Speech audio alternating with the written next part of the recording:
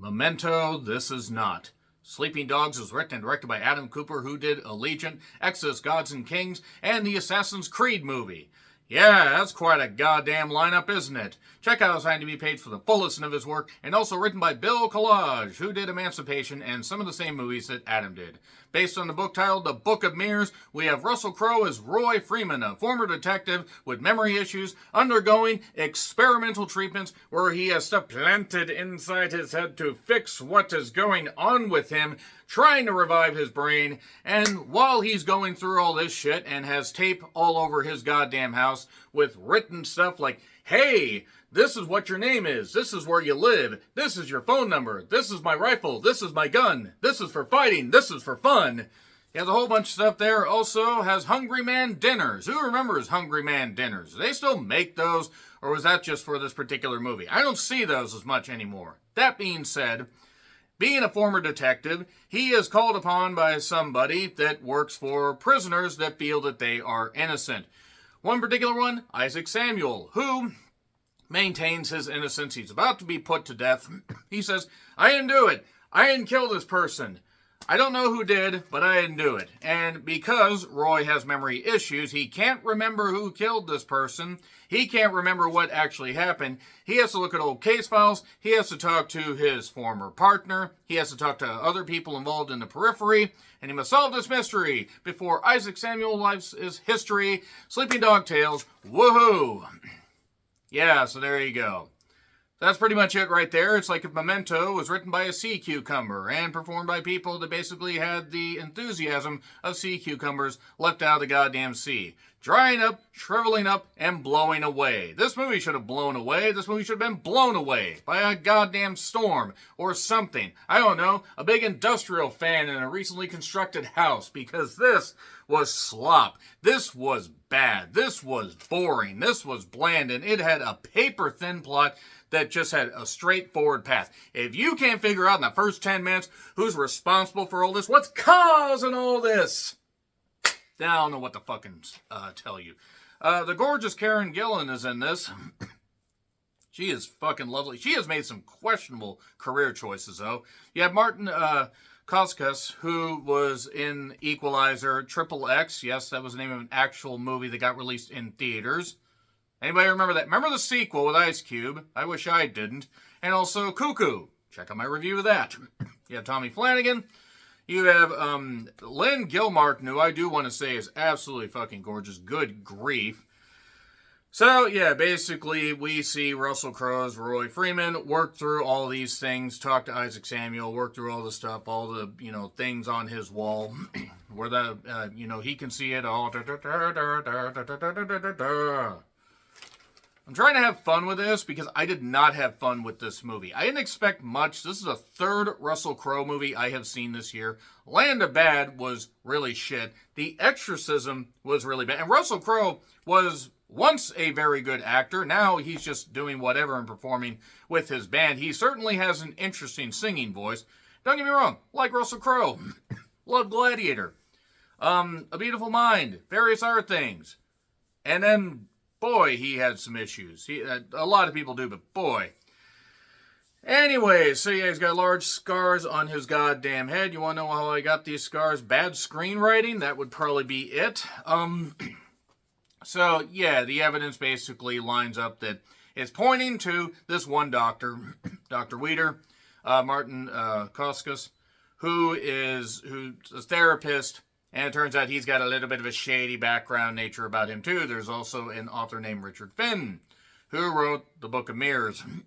And he, we find out more about his life. We find out more about his mindset. He ended up, basically anybody involved in this that could lead to the solving of this crime ends up dead, conveniently. Almost like somebody is trying to off people to protect one particular person. Again, I wonder if you can guess who was actually behind this whole thing.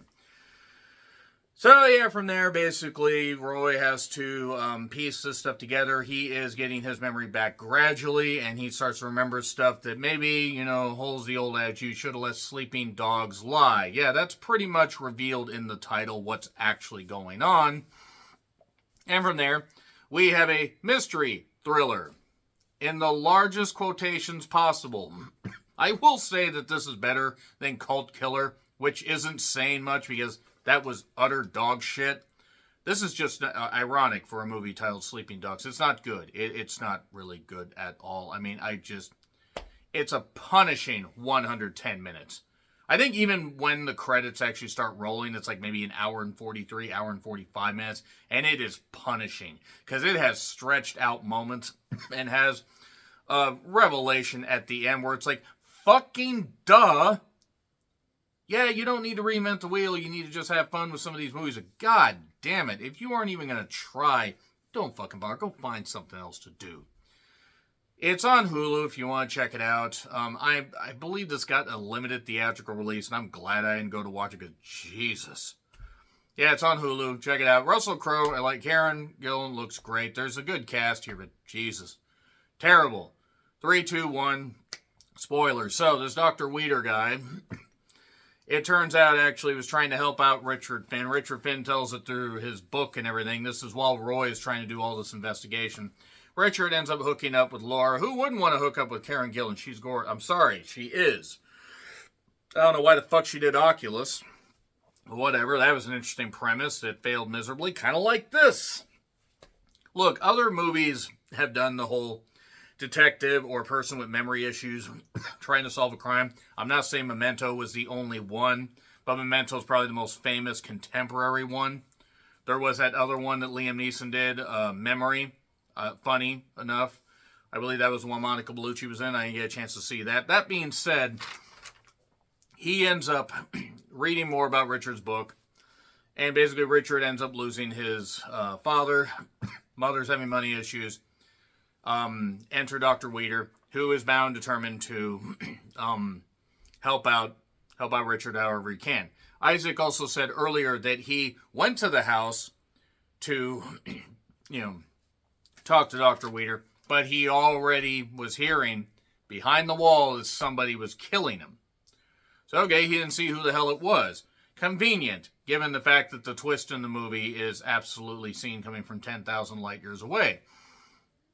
So, it turns out that Karen played a character, Laura, but then she had gotten with Dr. Weeder. She said that Richard was inventing the relationship that they had. I think she was just sleeping around and sleeping her way to the top because that's the way the character is. I'm not saying the actress, I'm saying that's the way the character is. So she changed her name to Elizabeth. Roy's partner, or former detective partner, is trying to help him, but then eventually it becomes obvious he's a little bit more involved than he wants to admit. He keeps looking over more stuff. Isaac completely disappears from this whole thing because he's on death row. I mean, why cut back to that? It's not Sing Sing. Sing Sing's a terrific movie. Go watch that in theaters. And he isn't supposed to drink because it'll affect his medication and his issues. Also, Dr. Weeder is experimenting on people like his groundskeeper. Not groundskeeper Willie, but groundskeeper Wayne. It's not even the shinning. We can't even get funny stuff in this. We just get punishingly bad shit.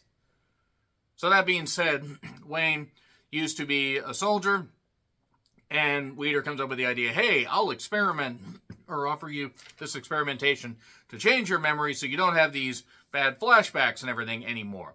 Now, that is messing with somebody's brain, and this thing really tries to get mind-bendy and crazy and everything, and it doesn't. And it just ends up basically saying, we're just going to keep hurling stuff at you, and maybe you'll get confused enough to not realize that this movie is utterly terrible.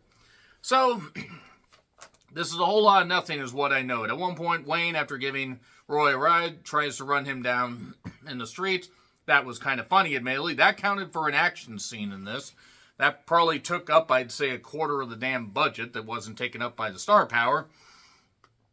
And basically, it turns out that, Russell Crowe sees, a smash picture of his, of him and his wife or whatever. Obviously, his wife ended up dying. Oh my God, that's absolutely terrible. He doesn't remember a lot of stuff because, again, memory issues. And then there's a confrontation after he finds this bat, because there were these, signed bats in this house, in Weeder's house. Richard had been at the place, and maybe they thought it was him. Richard ended up dead. Maybe they thought it was Karen Gillan. It actually turns out to just be, a whole lot of nothing, because her and the detective partner end up shooting each other hilariously. Again, that counts for an action scene. That's something. After spouting a whole bunch of bullshit and everything that doesn't amount to anything, and then Roy basically ends up saying, hey, Isaac didn't do it. This is what happened. Isaac's off at death row. Good. Okay, he did his good Samaritan thing. His clinical trials are working just fine. Everything's going good. It also turned out that Wayne was killing some people in the name of Weeder, which is not quite the same as that U2 song. But oh ho ho, we still got a few minutes left, because we cannot end this fucking experiment, this fiasco. So we cut back to the bar, because Roy had mentioned that he was on life support, or apparently we saw an article where he was on life support after a drunk driving accident.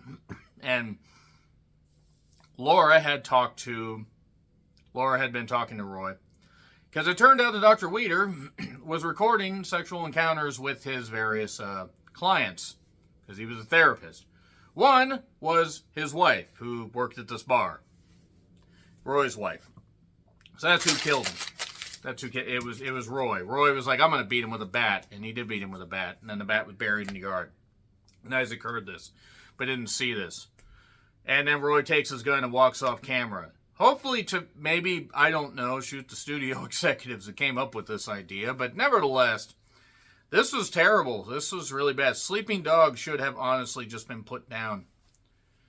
Don't keep your animals alive any longer than you need to, and they need to, or whatever. If they are suffering, and this movie was like watching a 20-year-old dog suffering, just put it down. Put it out of its goddamn misery. It sucked. Agree, disagree what I said, like, share, subscribe, Twitter handle in the description. I'm Charles Ricklin. I'll see you soon.